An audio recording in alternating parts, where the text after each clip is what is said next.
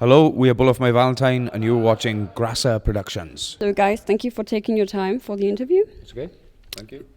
I hope you have a great show later. Let's start with the first question. You've started off as a Metallica and Nirvana cover band at first. And I think that on the first albums you can't really tell the influence, but when you read the critics on Venom, the influence is back. So do you really, is it just, does it come from the inside, that influence, or do you get the influence by intention? I think it comes from the inside, from intention, because I think we've all of us have been fans of classic metal bands since young ages and stuff, and we still listen to them today. And I think that's why it comes out. We just wanted to make, especially on Venom, make a nice heavy record again. Yeah. Anything to add? Yeah, just we just wanted to go back to what people liked us for in the first place, really, and that's what we did on Venom. Okay, cool. So your album titles, it's Poison, Scream and Fire, Fever, Temper, Temper. It's all aggressive, and in the end now Venom, it's all aggressive and kind of harmful and dangerous words. Is that with intention as well, or how do you choose an album title? I think it's usually from a song. Yeah. But I'm not really sure. This one was the most. It had a lot of things, a lot of different factors. There was a song, obviously a song called Venom. There was a lot to do with the artwork, with the snake and stuff, and it kind of made sense with the Poison, but I don't think that was the main reasons. And it was the fifth album, so the Roman numeral of V and stuff. So V for Valentine. V for Valentine.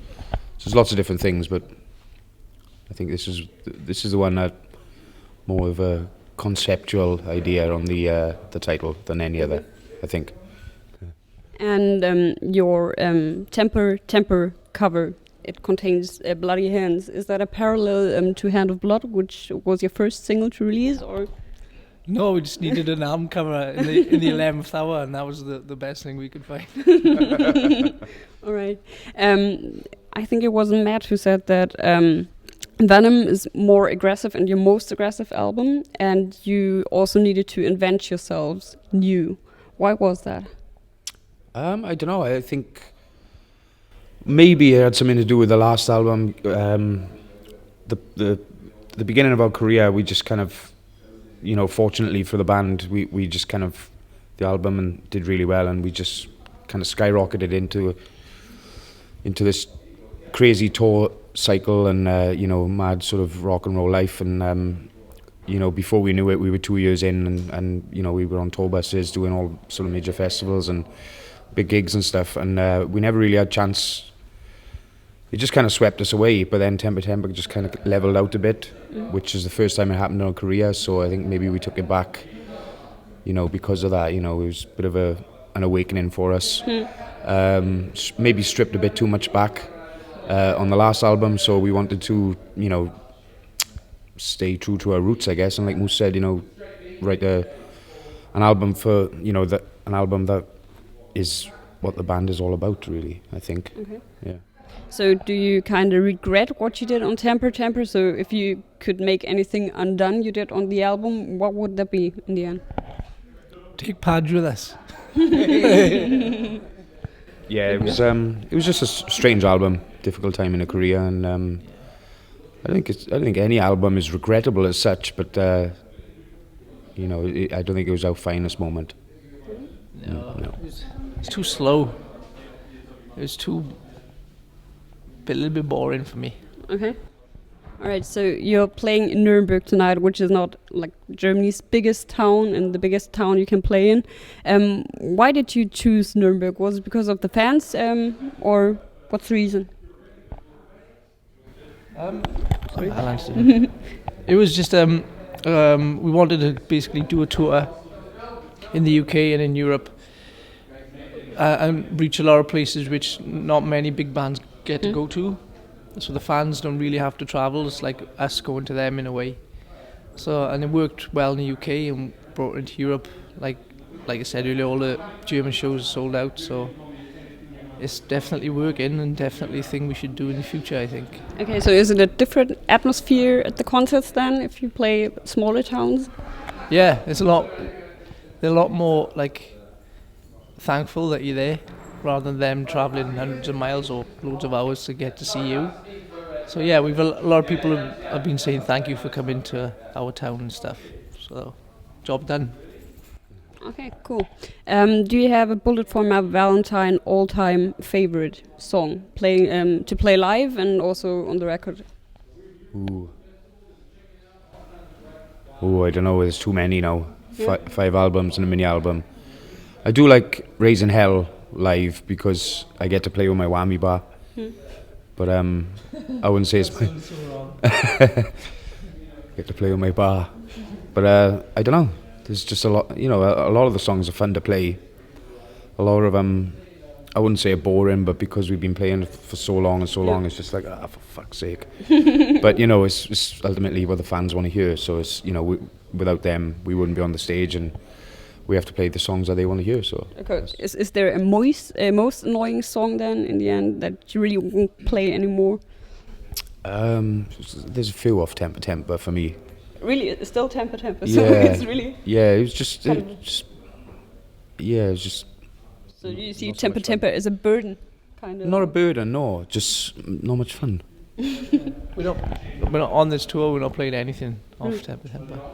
Okay. So Not even Temper. no. I jammed through it earlier, which was mad, but it was kind of just like sort of next song. Matt has got a side project with X-Wound. Are you interested in doing any side projects, and are there any people you'd like to do musical projects with, or do you have anything planned? I'm open. Yeah, I'm open to anything really. I've kind of got a side project on the go, but you know, this is sort of my main baby, and because we're so busy at the moment, it's had to take a bit of a back burner. But the record's pretty much done. We just need to slam vocals down on it. Okay.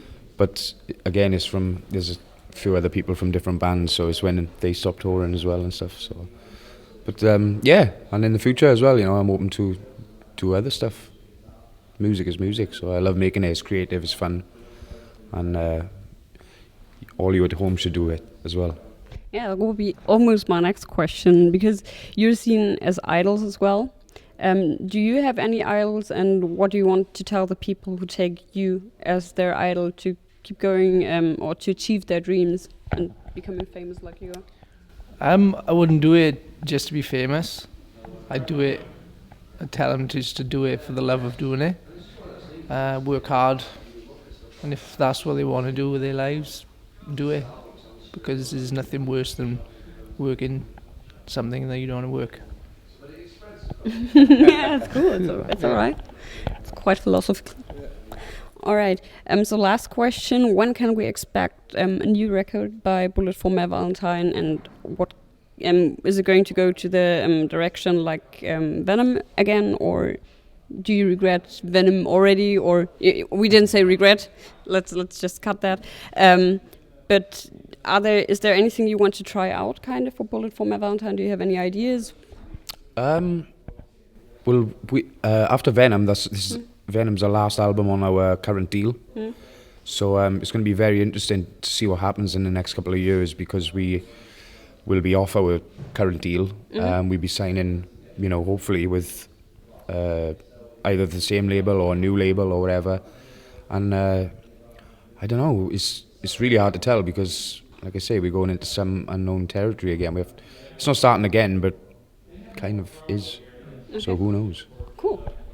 So we're looking forward to hearing something new from you. Yes. And wish you the best of luck. And I wish you very much fun tonight in Nuremberg. Yes. And keep rocking and stay the way you are. We will do. Yes. All right.